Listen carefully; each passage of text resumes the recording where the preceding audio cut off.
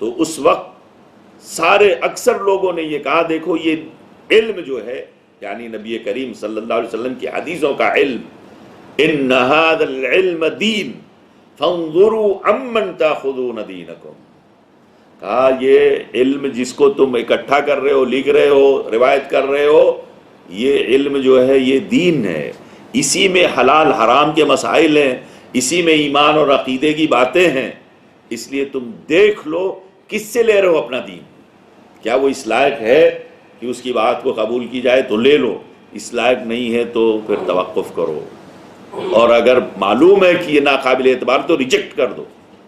اس لیے کہا ان ھذا العلم دین فانظروا عمن تاخذون دینکم۔ پھر اس کے بعد مزید یہ ہوا کہ وہ انسان تو قابل اعتبار ہے لیکن اس نے واقعے کو نہیں دیکھا، کسی کے واسطے سے بیان کر رہا ہے نا۔ ایک آدمی ڈائریکٹ واقعے کو دیکھا ہو اور ایک آدمی نے کہا نہیں فلاں کہہ رہا تھا ایسا، تو بیچ میں ایک واسطہ آ گیا، اب انڈائریکٹ ہو گیا۔ جب انڈائریکٹ ہو گیا تو پھر اس میں سند پیدا ہو گئی، اسی کو بولتے سند، یعنی ایک آدمی ڈائریکٹ کسی واقعے کو دیکھنے والا نہیں ہے، اس کے درمیان اور واقعے کے درمیان دو تین اور بھی لوگ ہیں، تو یہ دو تین لوگوں کا جو واسطہ ہے اس کو سند بولتے ہیں۔ علمی زبان میں کیا بولتے ہیں اس کو؟ سند بولتے ہیں۔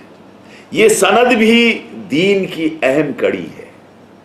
علماء کرام نے کہا لولا الاسناد لقال من شاء ما شاء، اگر یہ اسناد، اسی لیے علماء کرام نے ایک علم وضع کر لیا، ایک باقاعدہ اس کے اصول و ضوابط بنائے گئے، علم الاسناد، تو کہا اگر یہ اسناد کا علم نہ ہوتا تو کوئی بھی جو چاہتا کہہ دیتا، کوئی بھی جو چاہتا کہہ دیتا، لیکن اس علم نے یعنی علم الاسناد جس کی ایجاد علماء حدیث کی ایجاد ہے، علماء حدیث نے جس کو وضع کیا، جس کو یعنی جس کے اصول و ضوابط بنائے، کہا اس نے سب کی زبانیں بند کر دی، کیونکہ جب ایک آدمی کہتا ہے کہ اللہ کے رسول صلی اللہ علیہ وسلم نے کہا، تو کہا تم نے سنا ہے اللہ کے رسول صلی اللہ علیہ وسلم سے؟ کہا نہیں۔ پھر کس سے سنا ہے؟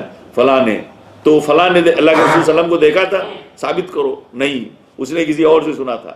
اب یہ دو تین آدمی جو بیچ میں ہیں، تو وہ آدمی تم جانتے ہو جس سے تم نے سنا ہے کہ وہ مسلمان تھا، اور اگر مسلمان تھا تو اس کا ایمان کیسا تھا، اس کا عقیدہ کیسا تھا، اس کا اخلاق کیسا تھا، پھر اس کی علمی صلاحیت کیا تھی، وہ عقل مند تھا، اس کا حافظہ کیسا تھا، ساری ڈیٹیل دینی پڑتی ہے۔ اسی کو علم الاسناد، علم الرجال، یہ بہت عظیم سرمایہ ہے امت کا۔ دنیا میں کسی قوم کے پاس یہ سرمایہ نہیں، علمی سرمایہ، دنیا میں کسی قوم کے پاس یہ علمی سرمایہ نہیں جس کو علم الرجال اور علم الاسناد کہتے ہیں۔ اس لیے ہزاروں راویوں کی جو بایوگرافی ہے، بیبلوگرافی ہے، وہ سب جو ہے مدون کر دی گئی ہے، دنیا کی کسی قوم میں نہیں ہے۔ اسی لیے ہزاروں لوگ صحابہ کرام سے لے کر کے محدثین تک، یعنی جیسے امام مالک سے لے کر کے نبی کریم صلی اللہ علیہ وسلم تک، امام بخاری سے لے کر نبی کریم صلی اللہ علیہ وسلم تک، جتنا اور بڑھتا جاتا ہے زمانہ، بیچ میں اتنے جو ہے تراجم یا راویوں کا سلسلہ طویل ہوتا جاتا ہے۔ اس لیے امام مالک اور نبی کریم صلی اللہ علیہ وسلم کے درمیان دو تین واسطے ہیں، کیونکہ تابع تابعین تھے امام مالک رحمۃ اللہ علیہ، تابعین نہیں تھے، تبع تابعین تھے، لیکن امام بخاری اور بھی دور ہیں، اس کے بعد ابو داؤد، نسائی، ترمذی اور بھی دور ہیں، اسی طرح سے جو ہے اس کے بعد امام حاکم ہیں، اس کے بعد امام بیہقی ہیں، یہ اور بھی دور ہیں، 34 صدی کے، کوئی 5ویں صدی کا۔ تو اس لیے جو ہے جتنا دور ہو جاتا ہے اتنا بیچ میں سلسلہ بھی بڑھ جاتا ہے، اتنی زیادہ چھان بین کی ضرورت مزید پڑ جاتی ہے راویوں کے بارے میں، لیکن پھر بھی کیا لوگوں نے، پھر بھی کیا، چھوڑا نہیں۔ اسی لیے چاہے کوئی باپ ہو، بیٹا جو ہے اپنے باپ کے بارے میں جتنی اس کو معلومات ہے کہ یہ میرا باپ جو ہے یہ اس لائق نہیں کہ اس سے روایت کی جائے، اسے بیان کر دیتا تھا، کیونکہ یہ مسئلہ دین کا ہے۔ باپ بھی اپنے بیٹے کے بارے میں کہہ دیتا تھا کہ یہ جو ہے اس لائق نہیں کہ اس سے حدیث لی جائے۔ ایک لمبی بحث ہے، کسی موقع پر بیان کی جائے گی، لیکن کہنے کا مقصد ہے کہ اسی آیت کی روشنی میں، یہ آیت جو ہے اس کی تفسیر ہے یہ جو کچھ علماء کرام کی خدمات ہیں، اور یہ ایسا علمی سرمایہ ہے دنیا کی کسی قوم کے پاس نہیں ہے۔ اسی لیے یہ قابل فخر چیز ہے۔ ہم جو کہتے ہیں کہ یہ اللہ کے رسول صلی اللہ علیہ وسلم کی بات ہے، وہ علمی کسوٹی پہ پورا رہتا ہے، اترتا ہے۔ جب کسی کو ریجیکٹ کرتے ہیں تو وہ بھی علمی کسوٹی پہ مکمل اترتا ہے۔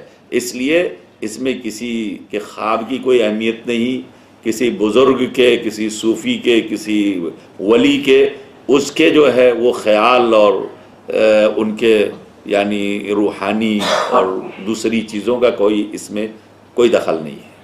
یہ سب علمی کسوٹیاں ہیں جو حقائق اور واقعات کی روشنی میں مرتب کیے گئے ہیں، افواہ کی روشنی میں نہیں۔ اسی لیے بہت سارے واقعات ہیں کہ امام بخاری رحمۃ اللہ علیہ کہتے ہیں میں نے اپنی اس کتاب کو لکھنے میں 1000 لوگوں سے ملاقات کی، 1000 راویوں سے ملا ہوں، 1000 لوگوں سے ملا ہوں، اور 16 سال لگایا اس کتاب کو لکھنے میں، 16-17 سال لگایا۔ جب بھی کوئی حدیث لکھنے جاتے تھے تو 2 رکعت نماز استخارہ کر کے پڑھ کے پھر لکھتے تھے۔ 16 سال لگایا، اور ایسے ایسے واقعات انہوں نے بیان کیے کہ آدمی دنگ رہ جاتا ہے۔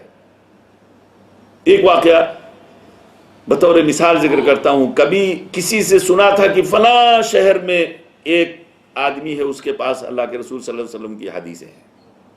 چلے گئے، پتہ کرتے کرتے کرتے کہ وہ آدمی کہاں ہے، پتہ چلا کہ وہ آدمی اس کا گھوڑا کہیں بھاگ گیا تھا، اس کو پکڑنے گیا ہے، سمجھئے؟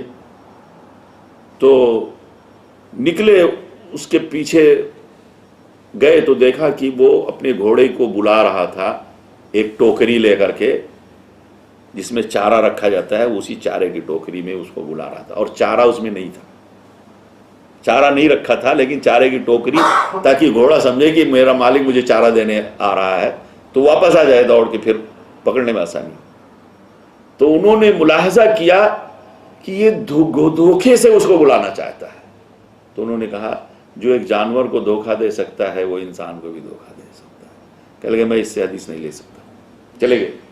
اتنی محنت کر کے، اتنی جد و جہد کر کے، پتہ کرتے کرتے وہاں تک پہنچے تھے، لیکن اتنا احتیاط، نبی کریم صلی اللہ علیہ وسلم کی حدیثوں کے بارے میں اتنے محتاط تھے کہ بغیر کسی انسان پر اعتماد اور بھروسہ کیے نہیں اس سے حدیث لیتے تھے۔ تو یہ جو ہے علماء حدیث کی جو قربانیاں ہیں، جو کتابیں ہیں حدیث کی، یہ اللہ تبارک و تعالیٰ کی توفیق سے اللہ تبارک و تعالیٰ نے اس دین کی حفاظت کے لیے ایسے ایسے لوگوں کو اللہ تعالیٰ نے وہ توفیق دی، ایسی ان کی صلاحیتیں بھی اللہ تعالیٰ نے ان کے حافظے کا، ابھی وہ وقت نہیں ہے، نہیں تو میں بیان کرتا کسی دوسرے موقع پر علماء حدیث کا تذکرہ کریں گے۔ تو اللہ تبارک و تعالیٰ نے جو اس آیت میں ذکر کیا کہ تمہارے پاس کوئی انسان، ایسا انسان جو قابل اعتبار نہ ہو، فاسق کا مطلب ہے جو قابل اعتبار نہ ہو، ہاں، یعنی دینی ایمانی اعتبار سے، اخلاقی اعتبار سے، کسی اعتبار سے وہ جو ہے وہ اس کی عدالت، اس کی ثقافت وہ مجروح ہو، تو تم اس کو جو ہے اس کی خبر قبول کرنے سے پہلے فتبین، یہ لفظ ہے فتبین، تبین کہ مطلب اس کا بیان، اس کی وضاحت، اس کا کلیئرنس جو ہے وہ کر لو، تحقیق کر لو۔ کیوں ایسا کرو؟ اللہ تعالیٰ نے کہا کیونکہ اگر تم ایسا نہیں کرتے ہو تو جہالت میں کسی قوم کو مصیبت میں ڈال دو گے، اور پھر فتصبحوا علی ما فعلتم نادمین، پھر اپنے کیے پر تم نادم ہو جاؤ گے۔ اس کے بعد آگے اللہ تعالیٰ کہتا ہے وَاعْلَمُوا أَنَّ فِيكُمْ رَسُولَ اللَّهِ لَوْ يُطِيعُكُمْ فِي كَثِيرٍ مِّنَ الْأَمْرِ لَعَنِتُّمْ، اور یہ یاد رکھو، اللہ تعالیٰ کہتا ہے یاد رکھو کہ تمہارے درمیان اللہ کا رسول ہے صلی اللہ علیہ وسلم، تمہارے درمیان اللہ، یہ صحابہ کرام کو خطاب ہے، کہا یاد رکھو، یہ جان لو اچھی طرح سے کہ تمہارے درمیان اللہ کا رسول ہے، لو یطیعکم، اگر وہ تمہاری بات ماننا شروع کر دے، انہیں کیا چاہیے کہ تم اس کی بات مانو، تم اس کی اطاعت کرو، لیکن اگر تم اپنی بات منوانا چاہتے ہو اس سے تو پھر تو مصیبت ہو جائے گی۔ قال لو یطیعکم فی کثیر من الامر، اگر وہ تمہاری بات مانے تو کیا ہوگا؟ لعنتم، پھر مشقت میں، مصیبت میں، تکلیف میں، زحمت میں پڑ جاؤ گے، کیونکہ تم نہیں جان سکتے کہ مصلحت تمہاری کہاں ہے، کس میں ہے، یہ تو اللہ تعالیٰ اپنے نبی کو بتاتا ہے۔ اس لیے نبی جب کسی بات کو کہے، کوئی بات کرنے کو کہ تم اس کی اطاعت کرو، تم اس کو مانو، تم اپنی بات اس سے نہیں منواؤ، تم اس سے اپنی باتیں نہیں منواؤ۔ اس لیے یعنی گویا جو خبر لے کے آئے تھے ان کا مقصد تھا کہ آپ فوجی چڑھائی کیجئے اس قوم کے اوپر، کیونکہ وہ زکوٰۃ دینے سے منع کر رہے ہیں اور الٹے وہ لوگ ہم پر چڑھائیے، اس لیے آپ فوجی تیاری کیجئے۔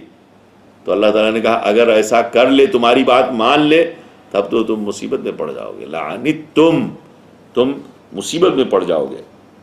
لیکن حقیقت میں ایسا نہیں ہے۔ اللہ تعالیٰ نے کہا وَلَكِنَّ اللَّهَ حَبَّبَ إِلَيْكُمُ الْإِيمَانَ، اللہ تعالیٰ نے اپنے فضل و کرم سے تمہارے نزدیک ایمان کو محبوب قرار دیا ہے۔ یعنی اب مومن کو اپنا ایمان جو ہے وہ بہت محبوب نظر آتا ہے۔ اللہ پر ایمان، اللہ کے رسول پر ایمان، اور اللہ اور اللہ کے رسول نے جن چیزوں پر ایمان لانے کا حکم دیا ان ساری چیزوں پر ایمان مومن کی زندگی میں، مومن کی نظر میں وہ محبوب چیز ہوتی ہے، محبوب شے ہوتی ہے، یعنی اس سے اس کو محبت ہوتی ہے۔ کیوں؟ کہ اللہ تعالیٰ نے اس کو محبوب قرار دیا ہے۔ وَكَرَّهَ إِلَيْكُمُ الْكُفْرَ وَالْفُسُوقَ وَالْعِصْيَانَ، اور وہی اللہ ہے جس نے تمہارے نزدیک کفر کو اور فسوق یعنی نافرمانی کو، والعصیان یعنی اللہ کی نافرمانی یا اللہ کی طاعت سے نکل جانا، فسق کہتے ہیں خروج من الطاعہ، یعنی اللہ کی اطاعت سے منہ موڑ لینا یا اللہ کی اطاعت سے نکل جانا، اس کو فسق کہتے ہیں۔ والعصیان، کوئی بھی نافرمانی ہو اس کو نافرمانی عصیان کہتے ہیں۔ فسق اور عصیان میں بعض لوگوں نے فرق یہ کیا ہے کہ گناہ کبیرہ یعنی بڑے گناہ کرنا، بڑی نافرمانی کرنے کو فسق کہتے ہیں، اور چھوٹے گناہ کو کرنے سے عصیان ہوتا ہے، یعنی نافرمانی۔ عصا یعنی کسی کی نافرمانی کی، اطاع کا الٹا ہے، اطاعت کا الٹا ہے عصیان۔ تو کہا کہ اللہ تعالیٰ نے اپنے فضل سے تمہارے نزدیک ایمان کو محبوب قرار دیا ہے، اور کفر اور فسق اور عصیان کو اللہ تعالیٰ نے تمہارے نزدیک مکروہ قرار دیا ہے۔ اور پھر ایمان کہا محبوب قرار دیا، وَزَيَّنَهُ فِي قُلُوبِكُمْ، اور بھی فرمایا وَحَبَّبَ إِلَيْكُمُ الْإِيمَانَ وَزَيَّنَهُ فِي قُلُوبِكُمْ، تمہارے نزدیک ایمان کو محبوب ہی نہیں قرار دیا بلکہ اس کو تمہارے دلوں میں مزین بھی کیا ہے، یعنی زینت بھی تمہاری نظر آتی کہ تمہارے ایمان میں ہے۔ علماء کرام نے لکھا ہے کہ دیکھو اس آیت میں ہر آدمی کو اپنی ایمانی کیفیت کے جانچنے کا آلہ بیان کر دیا ہے، اللہ تعالیٰ نے بتا دیا ہے، تھرمامیٹر بتا دیا، دے دیا ہے۔ ہم اپنا بخار ناپنا چاہتے ہیں تو ناپ لیتے ہیں، اپنا بلڈ پریشر ناپتے ہیں، اپنا شوگر ناپتے ہیں، تو اپنی ایمانی کیفیت بھی جانچنا چاہو تو اس میں ہے۔ وہ کیسے؟ وہ اس طرح سے کہ اللہ تعالیٰ نے کہا کہ اللہ تعالیٰ نے تمہارے لیے تمہارے ایمان کو محبوب قرار دیا ہے اور تمہارے دلوں میں اس کو مزین کر دیا ہے۔ دو صفت پازیٹیو ہے، دو صفت پازیٹیو ہے۔ وہ کیا ہے کہ ہر انسان کو، مومن کو اپنا ایمان جو ہے، ایمان کی دولت جو ہے وہ محبوب نظر آتی ہے، آنی چاہیے۔ اگر آ رہی ہے تو بہتر ہے۔ اسی طرح سے پھر ایمان کو اپنی زینت سمجھتا ہے زندگی کی، یعنی ایمانی زندگی کو اپنی زندگی کی زینت سمجھتا ہو۔ دیکھو بڑی اہم چیز ہے، ایمانی زندگی ایک ہے، یہ کفر کی زندگی ہے۔ ایمانی زندگی جو ہے وہ ہمارے عقیدے میں بھی ہے، ہماری عبادت میں بھی ہے، ہمارے اخلاق میں بھی ہے، ہمارے کردار میں بھی ہے، ہماری تہذیب و ثقافت میں بھی ہے، ہر چیز میں ہے ایمان کی جھلک جو ہے۔ تو جو چیز ہمارے ایمان سے جڑی ہوئی ہے اس کو ہم بہت، اس سے پیار ہم کو ہو، اور دوسری چیز اسی میں اپنی زینت، یعنی ہم اپنی زینت سمجھتے ہو اسلامی تہذیب و ثقافت میں۔ ہاں کچھ لوگوں کو شاید ناراض اچھا نہیں لگے گا، لیکن دیکھو ایک ہے زینت لباس کی، ساتر لباس ہے، تو ہر مسلمان چاہتا ہے کہ وہ اسلامی طرز کا لباس، اسلام کے کوئی نام نہیں ہے لباس کا، لباس ساتر ہونا چاہیے اور شرعی مخالفت سے دور ہونا چاہیے، یعنی گھٹنے ٹخنے کے نیچے نہیں ہونا چاہیے مرد کا لباس. عورت کا لباس اتنا تنگ نہیں ہونا چاہیے کہ جس سے اس کی جو ہے زینت کی چیزیں ظاہر ہوں یا اس کے فتنے کی چیزیں ظاہر ہوں. تو یہ لباس کی حد تک ہے. اسی طرح سے شکل و صورت میں بھی زینت ہے، شکل و صورت میں بھی زینت ہے نا. تو اسلام کی شکل و صورت میں، اسلامی مسلمان کی زینت جو ہے اس کی شکل و صورت میں کیا ہے؟ داڑھی رکھنا، مونچھ کاٹنا، یہ اس کی زینت ہے نا. تو اگر ایک انسان کو یعنی اس کی بیوی کے لیے حجاب میں رہنا اس کو زینت لگتا ہو، ایک انسان مرد کو داڑھی میں اس کی زینت محسوس ہوتی ہو اور اس کو وہ محبوب نظر آتا ہو، یہ دو چیزیں پوزیٹیو ہیں. اور دوسرے نیگیٹو کیا ہے؟ کر رہا الیکم الکفر والفسوق والعصیان، جو کفر ہے اس سے نفرت ہو، جو فسق ہے اس سے نفرت ہو، جو نافرمانی ہے اس سے نفرت ہو. تینوں چیزیں جو ہے یعنی تین چیزیں ذکر کی ہیں نیگیٹو پہلو سے، کہ ایک چیز سے پیار ہو، دوسری چیز سے نفرت ہو. تو ایمان سے پیار ہے اور ایمانی زندگی سے اس کو زینت ہے، اسی ایمانی زندگی میں اس کی زینت ہے. اور کفر اور نافرمانی اور معصیت سے اس کو نفرت ہے. یہ نیگیٹو پہلو. اگر ایک انسان اپنی زندگی میں یہ چیز پاتا ہے، اگر جانچنا چاہے تو جس حد تک اس کو دیکھو یہ ہے اونچا جا رہا ہے جتنا اپنی ایمانی زندگی میں، تو ایمان اس کو خوب پیارا لگے گا، خوب زیادہ پیارا لگے گا، اور اس میں اپنی زینت بھی سمجھے گا. جو ایمانی زندگی کے اخلاق، آداب اور جو چیزیں ہیں اس میں اس کی زینت محسوس ہو رہی ہے. اور دوسری طرف کفر اور فسق اور فجور اور بدعتیں اور شرک اور یہ ساری چیزیں اس میں آ گئیں، ان سے نفرت ہے. اور یہ نفرت جتنی زیادہ ہوگی اتنے ہی ایمان کا گراف اونچا ہوگا، اور ایمان سے اور ایمانی زندگی سے پیار جتنا اوپر جائے گا اتنا ہی وہ بہتر ہوگا، اور جتنا ہی وہ نیچے ہوگا اتنا ہی کمزور ہوگا. جیسے آپ ناپتے ہو بلڈ پریشر اور دوسری چیزیں، ایسے یہ بھی ہے.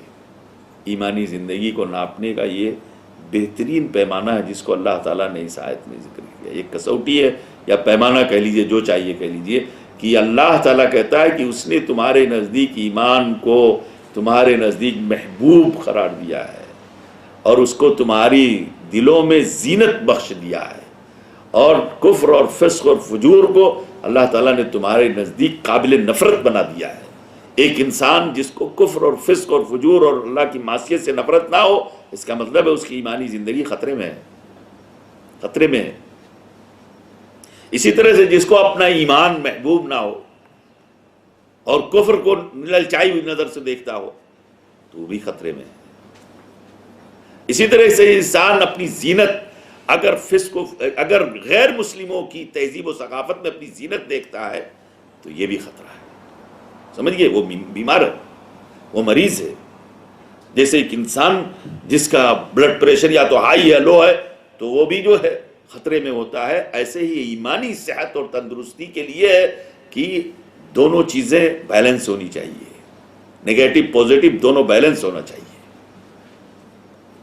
پوزیٹو درجے سے آپ کو پیار ہے، اپنے ایمان سے پیار ہے، اور ایمانی زندگی کی زینت، ایمانی زندگی کو اپنی زینت سمجھتے ہیں اور خوب اس سے پیار ہے، تو یہ پوزیٹو ہے اور آپ کی ایمانی زندگی طاقتور ہے. اسی طرح سے کفر اور فسق اور فجور اور جتنی اس راہ میں آتی ہیں، یعنی شرک اور بدعت اور بہت ساری چیزیں، مشرکین اور بدعتیوں سے، ساری چیزوں سے آپ کو نفرت ہے، تو یہ پہچان ہے کہ آپ صحت مند ہو، ایمانی اعتبار سے صحت مند ہو. یہی اس کی پہچان ہے. اس لیے ہر انسان اپنی ایمانی زندگی کی جانچ کر سکتا ہے کہ وہ اپنی ایمانی زندگی میں بیمار ہے کہ تندرست ہے. جیسے وہ اپنی فزیکل زندگی میں جانچ لیتا ہے کہ بیمار ہے کہ تندرست ہے. اللہ تعالیٰ نے یہاں اس کی وضاحت کی ہے. بڑی اہم آیت ہے. خالی اسی آیت کی تشریح میں کئی دن لگ جائیں گے اگر اس کی مثالوں کے ساتھ بیان کیا جائے تو اللہ تبارک و تعالیٰ نے کہا کہ حبب الیکم الایمان، ایمان تمہارے نزدیک محبوب، وزینہ فی قلوبکم. حدیث میں آتا ہے کہ ثلاث من کن فیہ فقد وجد بہن حلاوت الایمان. 3 صفات جس انسان کی زندگی میں آئیں گے تو ایمان کی لذت محسوس کرے گا، مٹھاس محسوس کرے گا، شیرینی پائے گا. یعنی ایمان ایک ایسی چیز ہے جس کے اندر حلاوت ہے، مٹھاس ہے، شیرینی ہے، لذت ہے، وہ پائے گا انسان. وہ لیکن کب پائے گا؟ کہا جب تک 3 صفات نہیں ہوں گی جب تک نہیں پا سکتا. ان یکون اللہ ورسولہ احب الی مما سواہما. پہلی صفت یہ ہے کہ اللہ اور اللہ کے رسول اس کے نزدیک سب سے زیادہ محبوب ہو جائیں. ما سوا، اللہ اور اللہ کے رسول کے علاوہ جتنے بھی ہیں دنیا میں مخلوقات، چاہے اس کے باپ ہو، بیٹا ہو، بیوی ہو، رشتہ دار ہو، کنبہ قبیلہ ہو، مال ہو، دولت ہو، جو کچھ بھی ہو، سب سے زیادہ محبوب اس کی نظر میں اللہ اور اللہ کا رسول صلی اللہ علیہ وسلم. تو یہ پہلی صفت ہے. دوسری صفت ان یحب المرء لا یحبہ الا للہ. کسی سے محبت کرتا ہے بندے خدا سے، کسی کو محبت ہے تو اللہ واسطے ہے. اس لیے نہیں کہ مالدار ہے، اس لیے نہیں کہ اس کے خاندان کا ہے، اس لیے نہیں کہ اس کی زبان بولنے والا ہے، اس لیے نہیں کہ کوئی اس کے ساتھ یعنی کوئی لنک ہے، کوئی چیز ہے، نہیں، بلکہ محبت ہے کسی سے تو اللہ واسطے ہے. کیونکہ دونوں میں یکسانیت ہے. اللہ واسطے ہوگی تو یکسانیت ہے، ایمان میں، عقیدے میں، عبادت میں، بندگی میں، تہذیب میں، ثقافت میں. یہ سب چیزیں یکسانیت یہی اس چیز کو بلاتی ہیں کہ آپس میں محبت ہو. الحب فی اللہ والبغض فی اللہ. اللہ ہی کے بارے میں محبت بھی ہوتی ہے، اللہ ہی کے بارے میں دشمنیاں بھی ہوتی ہیں. اس لیے جو ہے دوسری صفت یہ ہے. اور تیسری صفت ان یکرہ ان یعود فی الکفر بعد اذ انقذہ اللہ کما یکرہ ان یقذف بہ فی النار. وہ کفر سے اس کو اتنی نفرت ہو، اتنی ناپسندیدگی ہو کفر اس کی، کہ جیسے اس کو آگ میں ڈالا جا رہا ہو. آگ میں ڈالے جانے سے کس کو جو ہے وہ خوشی ہوتی ہے؟ ہر انسان جو ہے وہ آگ میں ڈالا جانا سن کر کے ہی اس کا رونگٹا کھڑا ہو جاتا ہے. یہ آگ میں ڈالا جائے تو کہا جتنا ایک انسان کو اتنی ناپسندیدگی، اتنی نفرت اور اتنا اس کو ناگوار گزرتا ہو، جس کو ناگوار کہتے ہیں، ناگوار گزرے کفر میں جانا، جتنا کہ آگ میں ڈالے جانے ناگوار گزر رہا ہو. کب؟ جبکہ اس کو اللہ تعالیٰ نے کفر سے نکال دیا ہے، ہدایت کی راہ پہ دے دیا، اسلام پہچانوا دیا اس کو، اس کے بعد بھی کفر کی راہ پہ جانا چاہتا ہے تو بہت خطرناک ہے. اس لیے اگر ایک انسان ایمان کی راہ پر اللہ تعالیٰ نے اس کو لگا دیا، پھر کفر کی راہ پہ جاتے ہوئے اس کو ناگواری محسوس ہوتی ہو، تبھی ایمان کی لذت کو پائے گا. تینوں صفات ہونی چاہیے. اس لیے اللہ تعالیٰ نے یہاں جو کہا وَحَبَّبَ إِلَيْكُمُ الْإِيمَانَ وَزَيَّنَهُ فِي قُلُوبِكُمْ، اسی کی تفسیر ہے وہ حدیث کہ تمہارے نزدیک اللہ تعالیٰ نے دین ایمان کو محبوب قرار دیا ہے اور تمہارے دلوں میں اس کو مزین کر دیا، زینت بخش دی ہے. یہ کب ہوگا؟ جب اللہ اور اللہ کے رسول سب سے زیادہ محبوب ہو جائیں گے. انسانوں میں کسی سے محبت اللہ کی خاطر جب ہوگی، جب کفر سے نفرت اتنی ہو جائے گی جسمی کی نفرت آگ میں ڈالے جانے سے ہوتی ہے، تب یہ تینوں چیزیں، تو پھر ایمان لذیذ لگے گا، میٹھا لگے گا، شیریں لگے گا.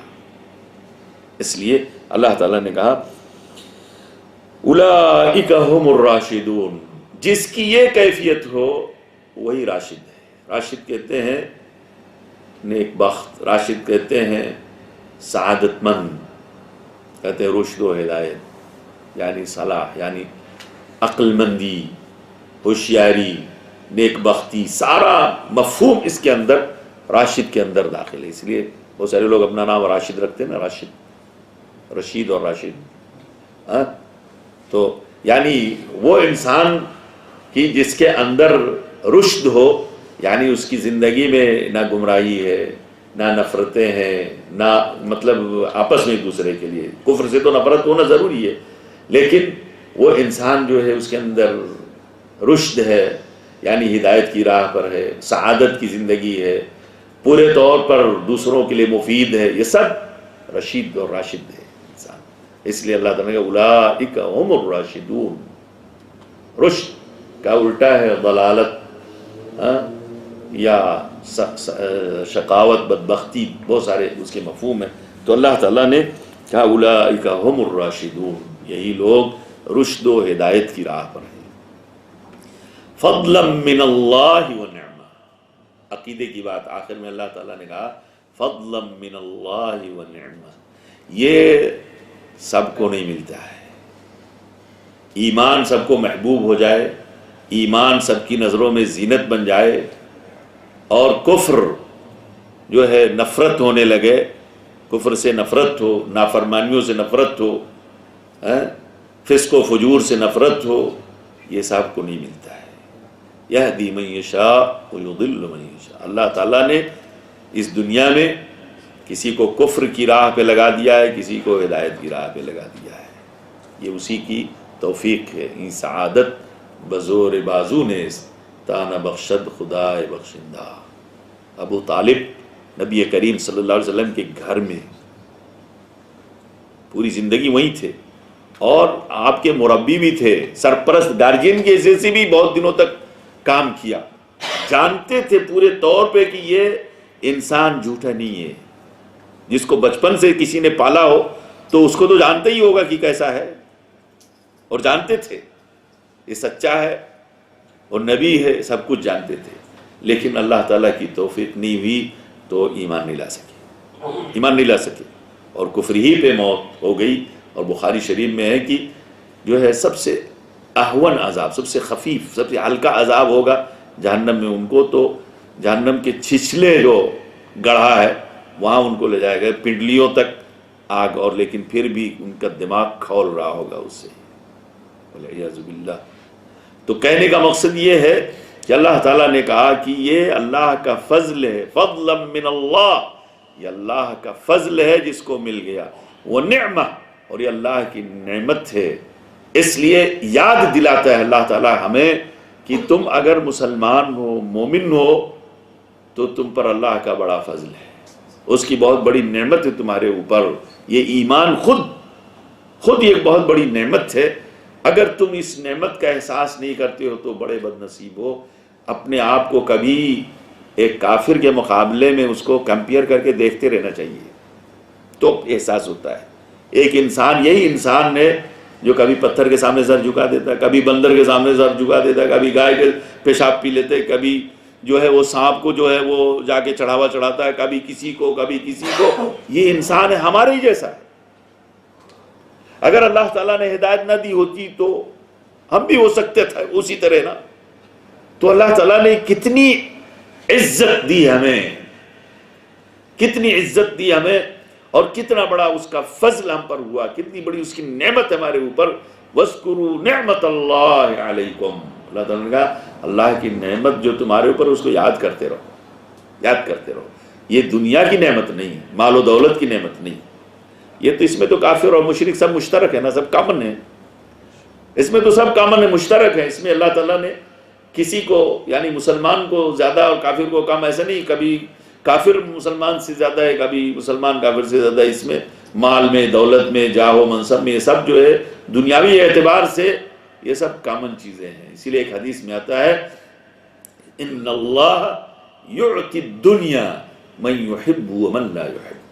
اللہ تعالیٰ دنیا جو ہے اس کو بھی دیتا ہے جس سے محبت ہے اس کو، جس سے محبت نہیں اس کو بھی دیتا ہے.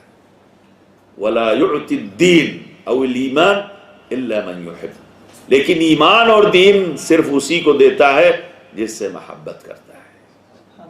اس لیے ہمیں یقین رکھنا چاہیے کہ اللہ نے ہمیں جو یہ دین اور ایمان کی نعمت دی ہے اپنے فضل و کرم سے، اس نے محبت میں دیا ہے. ہم سے محبت ہوئی ہے تب دیا ہے. اور یہ بھی ایک الگ موضوع ہے. اللہ تعالیٰ نے قرآن کریم میں ہماری صفت میں ذکر کیا ہے یحبہم ویحبون. ایک طرفہ محبت نہیں ہے، دو طرفہ محبت. اللہ تعالیٰ نے کہا کہ اگر تم مرتد ہو جاؤ گے، دین چھوڑ دو گے، تو اللہ تعالیٰ اس دین کی بقا کے لیے دنیا میں یہ دین باقی رہے گا قیامت تک. اس لیے ایسی قوم کو لائے گا اللہ تعالیٰ جو اس دین کے ترجمان ہوں گے، اس دین کے پر کاربند ہوں گے، لیکن وہ کیسے ہوں گے؟ کہا یحبہم ویحبونہ، اللہ تعالیٰ ان سے محبت کرے گا اور وہ اللہ سے محبت کریں گے، وہ اللہ سے محبت کریں گے اور اللہ ان سے بھی محبت کرے گا۔ یہ دو طرفہ محبت ہے، اسی لیے اللہ تعالیٰ نے فضلا من اللہ، اگر کسی کا فضل اور کسی کی نعمت آپ کے اوپر دنیاوی اعتبار سے ہو تو آپ اس سے محبت کرنے لگتے۔ ایک آدمی اگر کسی کو کوئی نوکری دلا دے تو پوری زندگی اس کے لیے دل میں محبت کا جذبہ رہ جاتا ہے۔ تو سب سے بڑا احسان کس کا ہے ہماری زندگی پر؟ اللہ کا۔ اور سب سے بڑی نعمت ہماری زندگی میں اللہ کی طرف سے کیا ہے؟ ایمان کی نعمت ہے۔ وَاذْكُرُوا نعمت اللہ، اللہ تعالیٰ نے اس کو کئی جگہ نعمت